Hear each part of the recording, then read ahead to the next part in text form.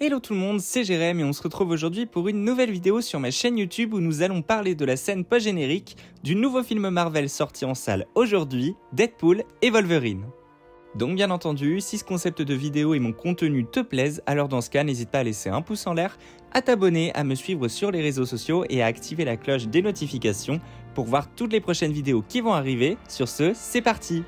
Et bien sûr, cette vidéo va par extension livrer quelques spoilers sur l'intrigue et les personnages du film, donc si t'as vu le film ou que tu t'en fiches d'être spoilé, eh bien te voici prévenu. Deadpool et Wolverine vient donc tout juste de sortir et nous a dévoilé tout son contenu ainsi que ses scènes post-génériques, ou plutôt sa scène post-crédit puisqu'il n'y en a étonnamment qu'une seule dans celui-ci, et laissez-moi vous l'expliquer en détail. Avant ça, il faut savoir que le film est bourré de références à Marvel et notamment à l'héritage Marvel, suite aux apparitions de personnages emblématiques de films indépendants des années 90 et 2000, ou encore de la forte présence des X-Men de la Fox. Mais pour la scène secrète, c'est un personnage bien connu de l'univers des 4 Fantastiques originaux du film sorti en 2005, qui nous a surpris par sa présence en début de film, mais aussi par sa mort soudaine.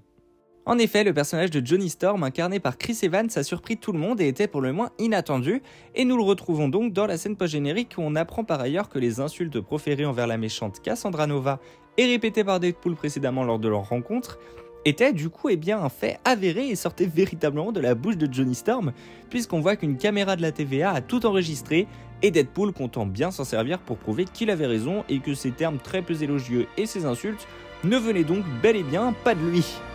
Alors oui, c'est tout, certes on aurait pu espérer beaucoup mieux de la scène post-crédit de Deadpool et Wolverine, mais disons que celle-ci elle est à l'image et à la hauteur du personnage et de l'humour constant qu'il représente, et reste donc dans la lignée de la franchise tout simplement.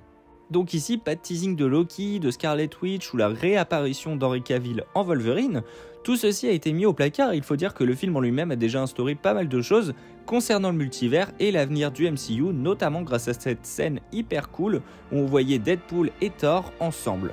Donc si ma vidéo t'a plu, n'hésite pas à laisser un pouce en l'air, un commentaire pour me dire ce que t'en as pensé, et à t'abonner, et nous on se retrouve très vite pour une nouvelle vidéo. Allez, salut tout le monde!